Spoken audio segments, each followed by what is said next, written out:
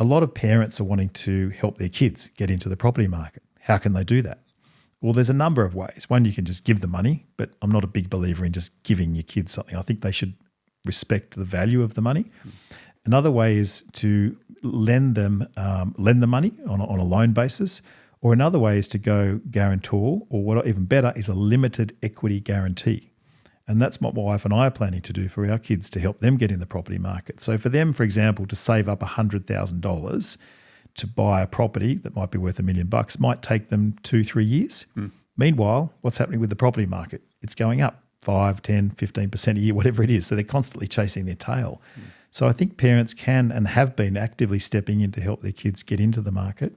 So what I'm saying to my boys is, well, if you can save $100,000, I'll match that with $100,000 limited equity guarantee.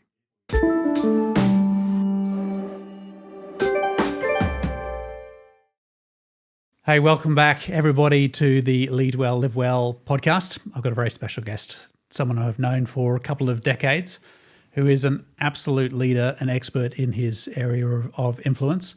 And I've been looking forward to doing this for a while. So Rich Harvey is the founder and a CEO of Property Buyers.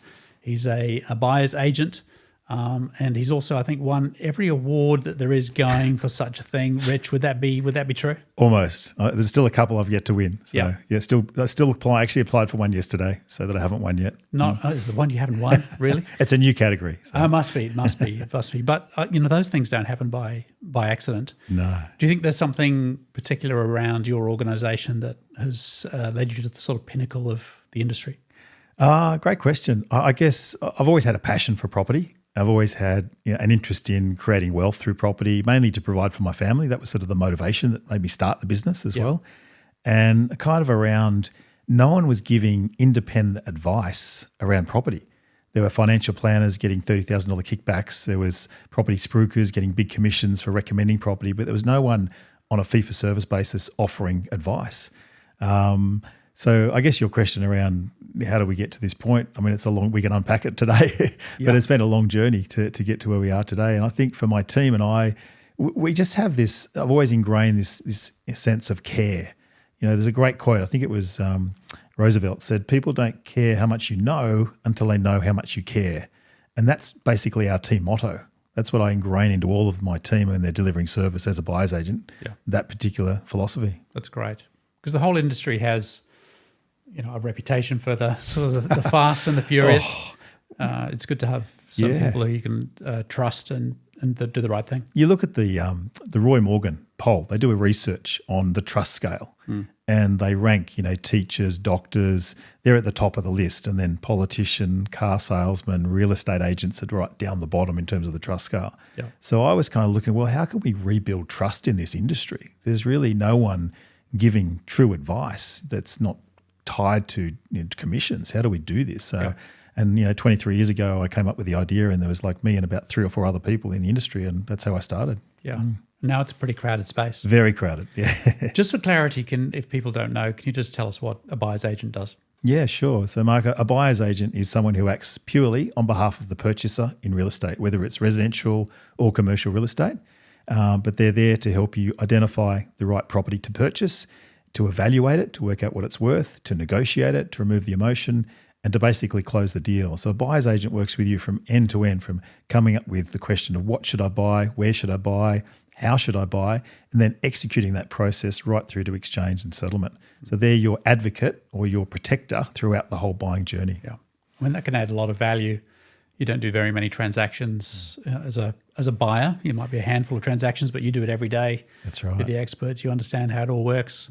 So, I mean, most people probably buy a house once every 10, maybe 15 years. Yeah. I mean, some people don't do it for 25 years. And the whole way in which real estate is transacted has changed. You think back to before the internet, you used to have to get the local newspaper and circle properties and go and knock on agents' doors. Now it's all online. With AI, it's all changing again. So there's a whole way that you've got to understand how property is transacted. Yeah. You started off as an economist, didn't you? I did. So how did you make that transition?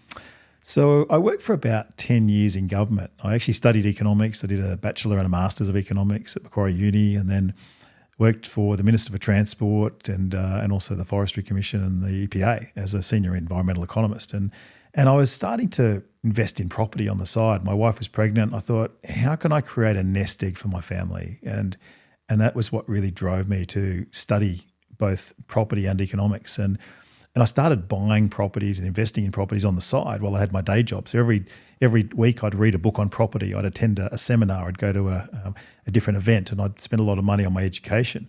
And before long, I had 3 or 4 properties under my belt, and I was making more money from that than I was in my day job.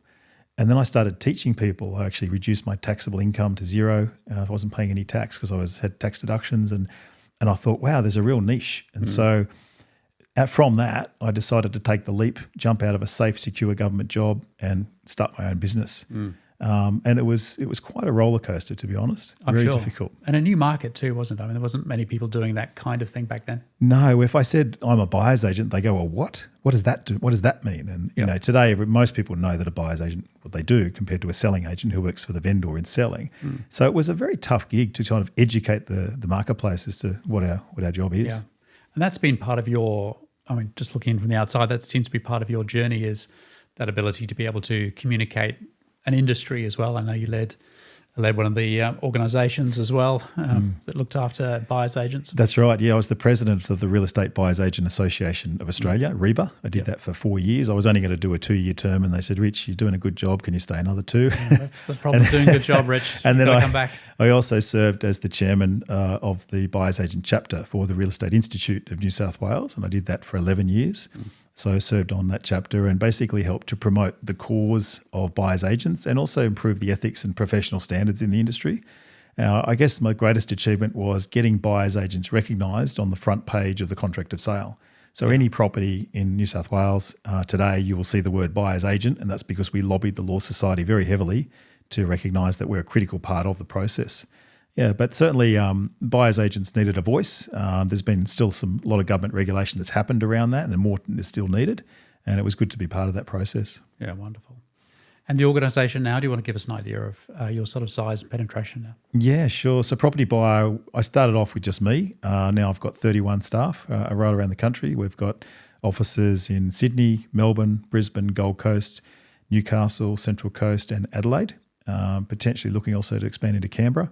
So pretty much a national presence. So, I've got 22 buyers agents in the team, all specialising in their different areas. And I insist that they live and work in their local area. It's really important that each buyer's agent knows their local market and has local connections with agents, because that's a really critical part of delivering good service and understanding where the market's up to. I love that. That's great. And congratulations too. Like, just building an organisation like that, not easy, new market. Fraught with all sorts of interesting. I'm sure he's had a lot of ups and downs along the way. Leading staff, Mark. We'll talk about that later. But we'll come back to that. But I think we kind of doubled. I think during COVID, that was a really interesting year for us. So 2020, COVID hit. I was literally freaking out. No revenue for 2.5, 3 months. Going, well, thank goodness for JobSaver. It kind of kept us afloat for a while.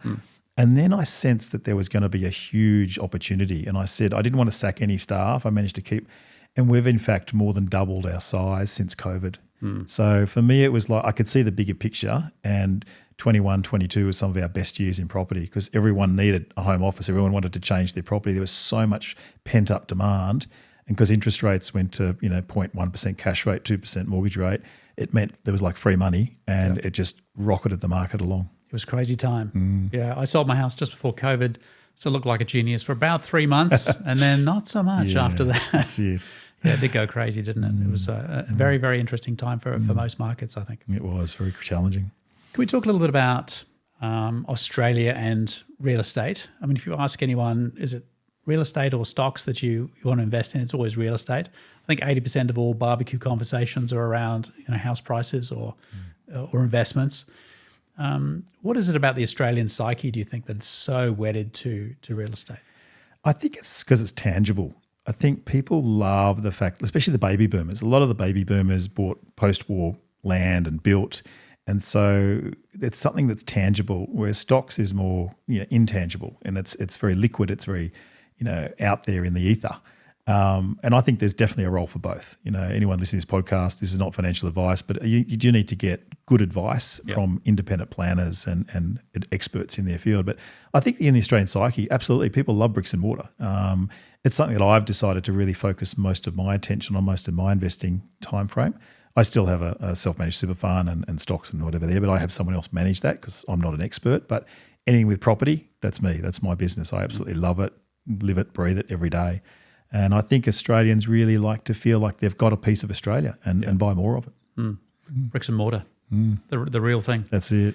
Yeah, I think there is definitely something about the Australian psyche. It's definitely part of our culture that real estate is paramount. Owning your own home is paramount. I think it's a status symbol too, Mark. It's it's a lot of people, might be showy about their wealth and, I've got a home here and I've got a home there. And for them, it's like a pinnacle of achievement and that's why they like it. Yeah, yeah, for sure. Badge of honour. I think we're in a very interesting time economically. There's all sorts of different factors playing into the real estate market at the moment. We're on interest rates. Is there a coming recession? High immigration, hard to build. Like there's a whole bunch of different things happening. Like what are you seeing as some of the key drivers that'll impact us over the next few years? Ooh, let's unpack this one. It's great. There's a number of things. Number one, you've mentioned migration. We've had over 650,000 migrants land on our shores in a 12-month period. Never since the post-war times have we had such an influx of rapid migration, and that's had a huge impact on our property market. So we haven't been building enough homes over the last 10 years. So I do a lot of presentations on property, and one of the graphs I do is the imbalance between supply and demand of property. So during sort of the decade, between the years 2015, 2016, we actually managed to start catching up. And now we're going to be heading into a period of what I call structural deficit. So again, we're not going to be building enough homes to keep up with demand. So the curves have gone the opposite way again. We're probably 10 years, so we're 20% below the 10-year average on the rate of home building and DA approvals. Yeah. And that's having an impact on the rental market. We've seen rents shoot up 8 to 10% per annum. The rate of growth of rental increases is slowing, but it's still going to be way above inflation for the next 5 years. Wow. I think the next decade we are going to see a continuing talk of a housing crisis unless something dramatic really changes. And there's all parts of government need to work together. I actually interviewed Louis Christopher, who's a great expert in property predictions the other day, and we tried to solve the housing crisis in an hour. We didn't quite get there. We almost got there. But yeah, so I think the factors that are impacting Australian real estate at the moment is, number one is migration. Number two is interest rates. Obviously, it's a big driver on sentiment. So property buyers are very impacted by sentiment. If they feel like it's the right time to buy and they feel wealthy, they'll buy. If they don't, like right now, they're very cautious and they're holding back. And that's what we've got. Our mortgage rates are around 6.5%, which is not bad. I remember paying, 8, 9, 10%. Yeah. Yep. So it's all relative, right? So I think that's going to have a dramatic impact. I think wages has not been keeping up, and people often worry that their kids are going to be locked out of the market, and I think that's going to be a factor that's going to continue to create a divide between those that have property and those that don't have property. Yeah. The other big factor is with building approvals is simply council regulations and zoning. We need to have higher density areas, medium density areas, and what they call the missing middle. So to their credit, the previous state government in New South Wales tried to introduce what they call missing middle legislation, which was an automatic complying development approval for townhouses or what they call manor houses and dual occupancy properties. A lot of the councils didn't want it because it was going to impact and create too much supply. But you look at any major established suburb in Sydney, for example, and there are so many people in their 70s, 80s, 90s that would like to move and move within their neighbourhood, but there's nothing to move to. Yeah. So what do? They stay where they are, they age in place, and as soon as a new development is built, bang, they're out. So our housing stock is kind of locked up at the moment. That's one of the problems we've got. We need to free it up. So I think freeing it up with changing zonings in all states. The granny flat legislation I think has been great. So Melbourne has just introduced granny flat legislation. New South Wales, you can build a granny flat anywhere, 60 square metres, complying development. Queensland, it's all council dependent, but now in Melbourne, similar thing, you can do it anywhere you like. So that's going to help improve some parts of the housing market. What else needs to change? But I think, from a tax perspective, I really am a believer in land tax rather than stamp duty. It'd be great if we could abolish stamp duty. That would dramatically free up the housing market. Because if you want to buy a $2 million home, Mark, guess what the stamp duty is?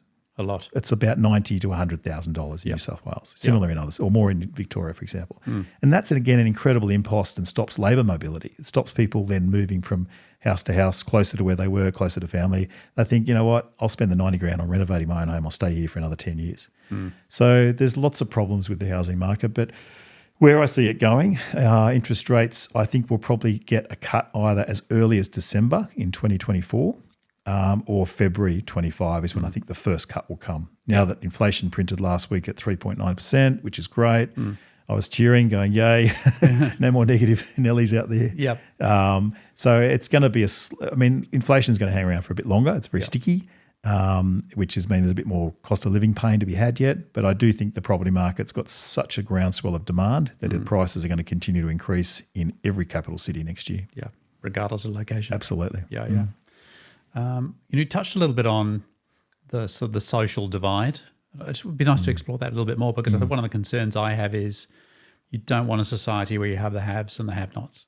And we're almost at a stage where, unless you have parents that owned homes and have some wealth, as kids coming through into the market now, very, very hard for them to do what we did, which was, work hard, save and get a deposit and jump into the market relatively early at sort of 3-4 times earnings, whereas now it's 7-8 and getting worse.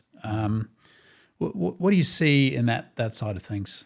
Yeah, I think, for Sydney, just to that number, to your point there, it's going to be about 10 or 11 at the moment. So I think the social impact is going to be quite considerable. There will be absolutely a social divide between those that own property and those that don't own property. At the moment, we have a situation where around 1/3 of the population rent, the other third of the population are paying off a mortgage, and 1/3 own their home outright. They're all the ABS stats. But we're going to see a proportion of higher renters and a higher proportion of people paying off their mortgages for longer. So those that own their homes outright will probably shrink to like 25% over time. Renters might increase to 35, maybe 40% over the next 2 or 3 decades. So the next question is then, how do you solve that? How do you kind of help your kids, or how do you kind of interact? So a couple of things. We need to create more affordable housing. There needs to be stronger tax incentives to encourage private investors. I'm talking mum and dad type investors. And unfortunately, a lot of the governments see property investors as a quick tax grab. You've just seen in Victoria, they've increased the land tax slightly. Unfortunately, in New South Wales, they're bringing in a few laws that are kind of make it less favourable for landlords. So I think keeping the incentives there for private investors is the way to go, rather than the government trying to build more social housing, which they still have a responsibility to do. I'm not saying you don't do that. It's absolutely you do. But encouraging the private sector to provide housing is the best way. So obviously that means keeping negative gearing going. It means providing the right tax deductions, right tax incentives, depreciation incentives for private investors. But to your other point about what can we do about this social divide, and I think I was just saying to you off air before, and I'm happy to share this with the audience, is a lot of parents are wanting to help their kids get into the property market. How can they do that? Well, there's a number of ways. One, you can just give the money, but I'm not a big believer in just giving your kids something. I think they should respect the value of the money. Another way is to lend the money on a loan basis, or another way is to go guarantor, or what even better is a limited equity guarantee. And that's what my wife and I are planning to do for our kids to help them get in the property market. So for them, for example, to save up $100,000 to buy a property that might be worth $1 million might take them 2-3 years. Meanwhile, what's happening with the property market? It's going up 5, 10, 15% a year, whatever it is. So they're constantly chasing their tail. So I think parents can and have been actively stepping in to help their kids get into the market. So what I'm saying to my boys is, well, if you can save $100,000, I'll match that with $100,000 limited equity guarantee. Therefore, you'll have $200,000 to go and buy your $1 million property, 80% loan to value ratio. You're not paying mortgage insurance. Off we go. Let's set that plan in motion. So I'm giving them a goal. I'm telling them that I want you to get into the market as soon as possible, and basically give them a leg up. So it's not going to cost me anything, because they can just borrow against the value of my home. I'm not exposing my whole home to any downside risk, really. So I'm not going to lose my home if they default on their loan, for example. But it's going to help them. So I think for parents that can do that, that's a great opportunity. Unfortunately, for maybe parents that don't have that opportunity, it's going to be more tricky. And again, I don't have all the answers to solve everyone's problems, but that's one of them. Yeah, no, I like that, because it gives a certain amount of responsibility as well. I quite like the balance, or match it. And then they've got to go out and work hard, and they've got to make the commitment. It's not getting something for nothing. Exactly. But it's a good way to get some access. So limited equity guarantee. Love it. That's a great way to look at it. There's one other aspect of the industry that I'm quite interested in. I'm quite involved in the construction side. Was in commercial and now in the residential with chairing green homes. And we hear all these wonderful words from government about how many houses they're going to build and affordable housing and how they're going to turn everything around. And yet the whole industry is just not capable of building that level of volume. There's also a big disparity between the bank valuation based on existing stock to the actual physical cost of building, given increasing costs in materials and labour. So there's a disparity between these two factors. Have you got any comment or anything you're seeing around that space? Yeah, so a couple of things on that. The government has set a goal of building 1.2 million homes over the next 5 years, so 240,000 homes per annum for the next 5 years. I think that's a great goal, but unfortunately it's completely unrealistic. We've generally been building around 160 to 180,000 homes per annum on average in good years, right? And now we're talking golden years. They want golden years to happen on the back of high cost of living and high construction costs. So unfortunately it's an unrealistic goal. We do need to build more homes. I don't really know how the answer is, but I think one of the things they should be doing is encouraging more tradespeople. So I think they're actually waiving some TAFE fees for trades, which is great for electricians, plumbers, carpenters. So getting more people in. I think it's a really difficult thing with migration because we need to bring in more skilled migrants. Yet by bringing in more migrants, we need to provide more housing. So it's sort of a double-edged sword. But the migration numbers could be tempered a bit temporarily, but not dialed down too much is the other thing. I think it's going to be tricky. I think the latest stats are showing construction costs are stabilising. The latest Cordell report says construction costs have actually stabilised now. During COVID, it went crazy. I mean, For sure. a shipping container cost $20,000. Ship to bring now, it's back to about $2,000. Yeah. It's gone up again with the Middle East. It's gone up again. Exactly. But it's definitely. I think all those costs have definitely stopped rising in that way. I mean, still getting some inflation costs and some shortages and things, but labour's an issue. Definitely an issue. I think your take on the migration thing makes sense. Bring in the right skilled migrants is better than open borders. Yeah. I think building in the right areas, the right product in the right areas as well. I mean, we have still a lot of land in different areas, but it's not all zoned correctly and there's not enough infrastructure. So if you look at Brisbane, you've got Ipswich and the Ripley Valley, which can be expanded out. Melbourne is sort of expanding north. Sydney's got a big national park around it, but the southwest sector has got lots of land around the airport, Austral, Leppington, etc. But a lot of that land is going to take a while to get Sydney Water to get services in.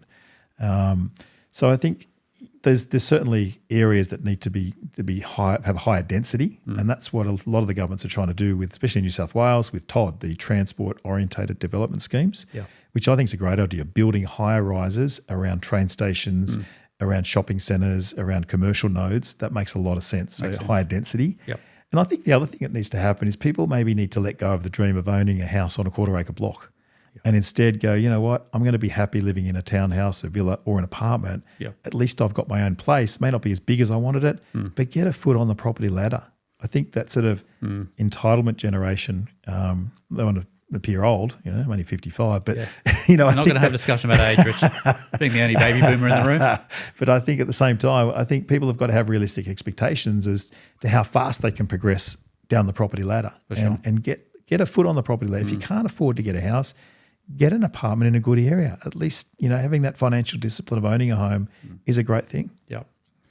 So the high rise around transit areas stations kind of makes sense. That's getting a fair amount of resistance from local councils. Especially Ku-ring-gai.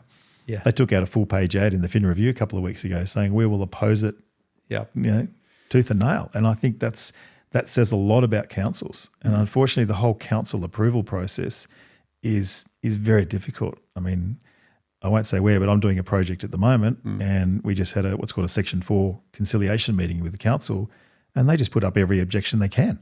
Yeah. And they have the gall to say, "Oh, we're not trying to stop the development." Yeah. Yes, you are. There's like 25 facts and contentions you've put up, and some of these are absolutely ridiculous. Yep.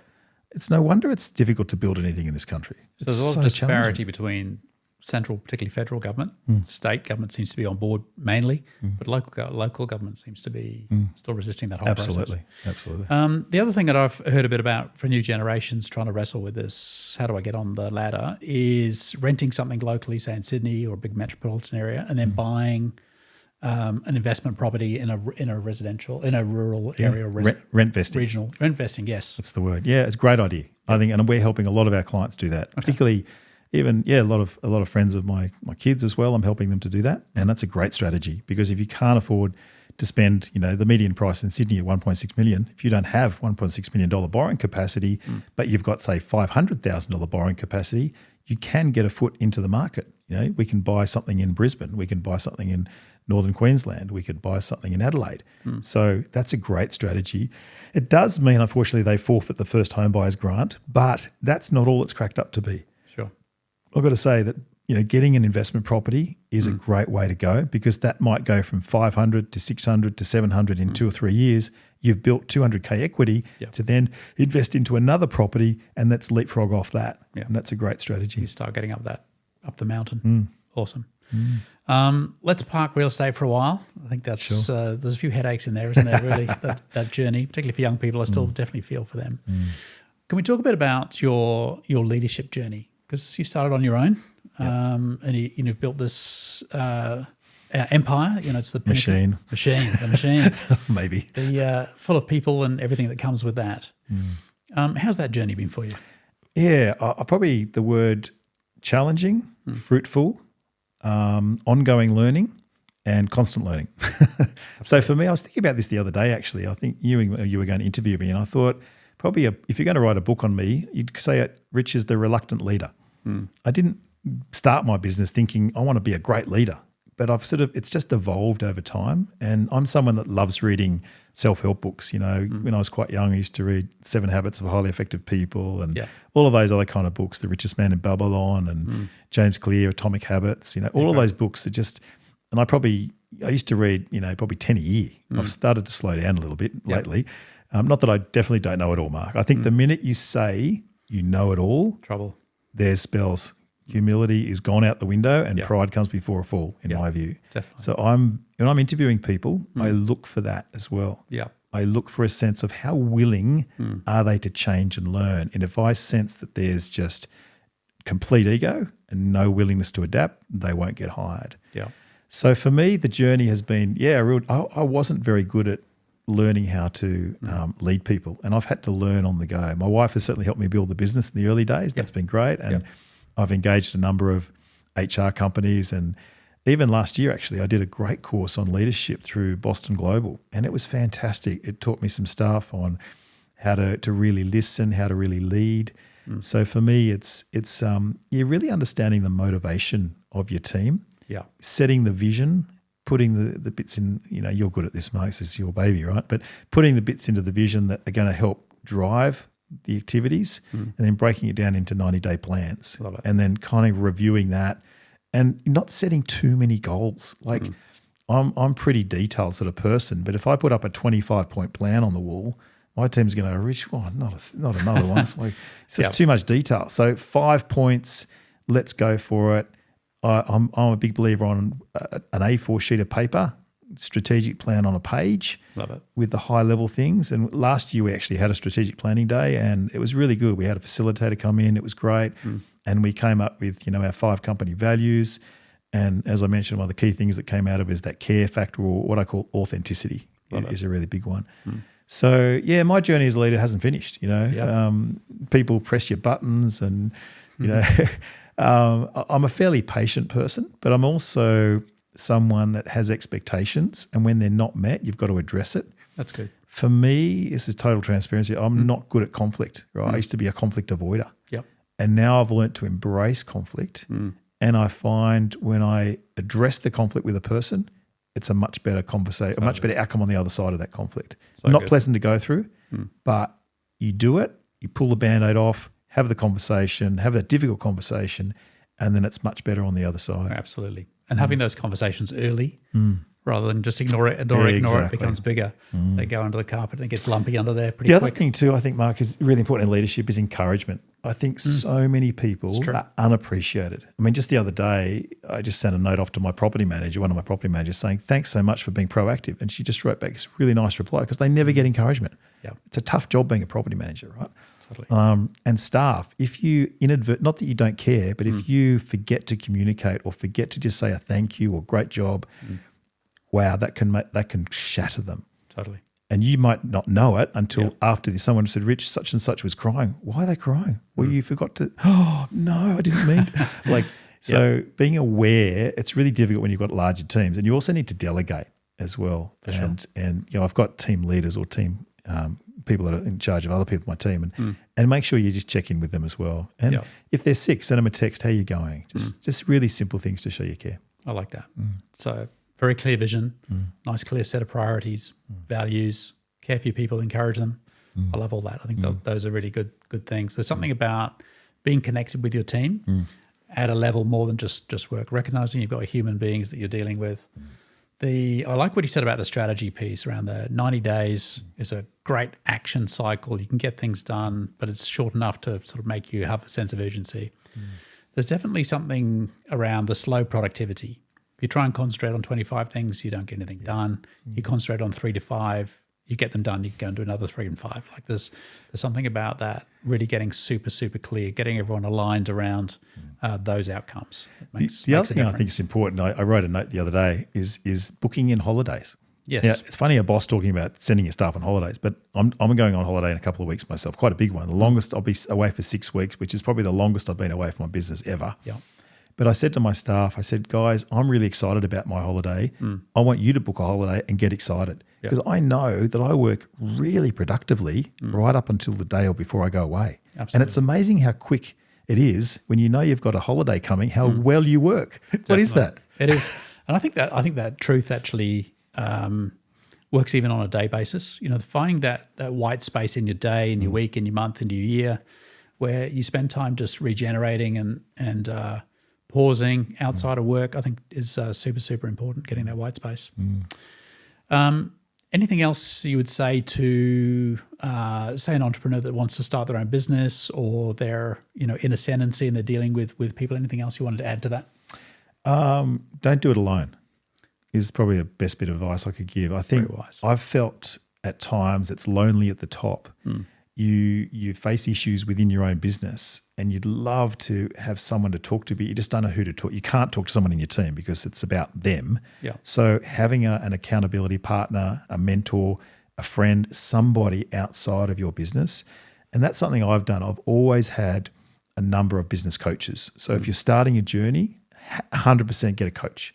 You look at all the great, I'm a big believer in tennis, right? I love tennis and I'm a big believer in getting coaches. Yep. And every great sportsman has had a coach. So they're there to give you objectivity, encouragement, feedback, all of those things. And I do sort of peer-to-peer business networking now and talking with a bunch of business owners about the same topics. And it's great. We all relate and just getting that sense of camaraderie and going, you know what, that's a really good angle. I hadn't thought of that. Even to this day, I'm still getting new stuff.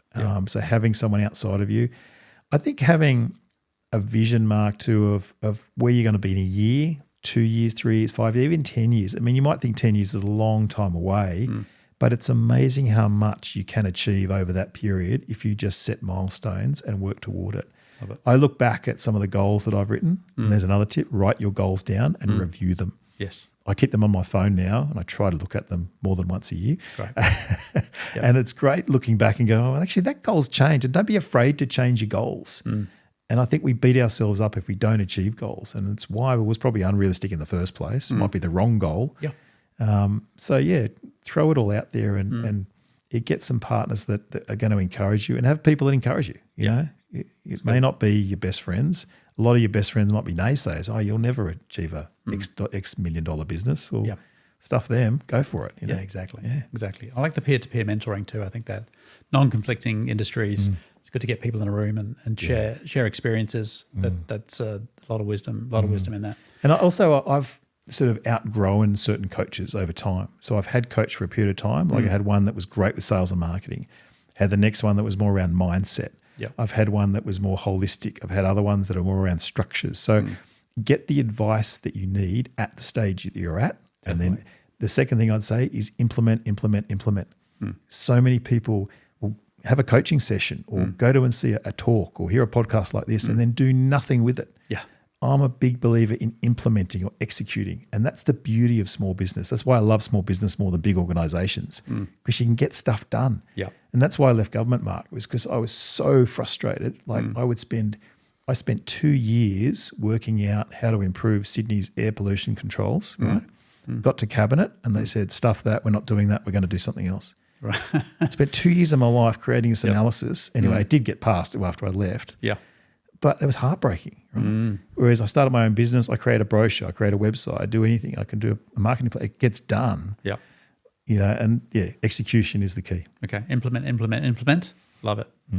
One last thing, Rich, just, we have a lot of leaders listen to this, and leadership it's tough. You can work long hours. You talked a little bit about holidays, the importance of breaks.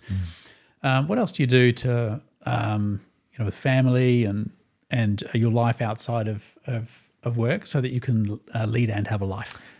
I do a number of things, Mark. So I build exercise into my routine. I create an ideal week. I remember that someone told me the rocks in the rocks in the water and the sand and all that. And you get that analogy. So I exercise probably every day actually, but I do some big chunky things in the week. So tennis, golf, gym.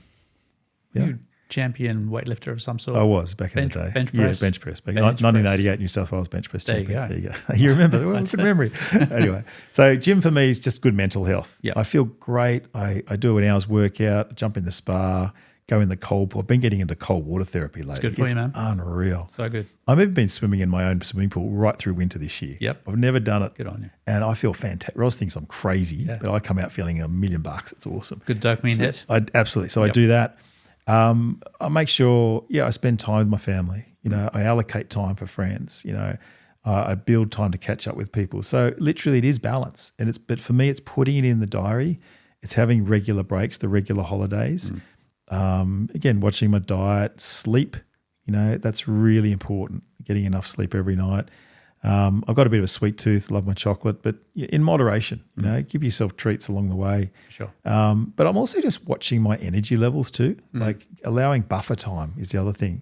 Sometimes I've jam-packed my diary so full with meetings that I'm exhausted. I've got to learn to space them out during the week. So just that taking control of your diary and working out which meetings are essential, which ones aren't, but, good sleep, exercise, diet, and having fun with it. Yeah. You've got to have some fun in your life. Definitely. Yeah. And a diary's your friend, isn't it? If you lock those key priorities in, life priorities as well as work priorities, you can do well. Rich, fabulous. We know each other well. It's just so good to talk to you. I actually heard some things here I hadn't heard before, which is awesome. I really enjoyed the conversation. Thanks so much for joining us today. My pleasure. Always great to chat, Mark. Thank you. Thanks, man.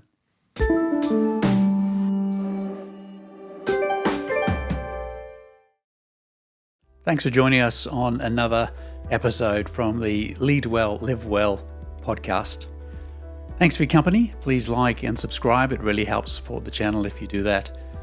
If you're a business leader and you have an interest in strategy and culture and leadership, then please join us at our website at leadwelllivewell.com. All those links will be in the description below. Until next time, thanks for watching.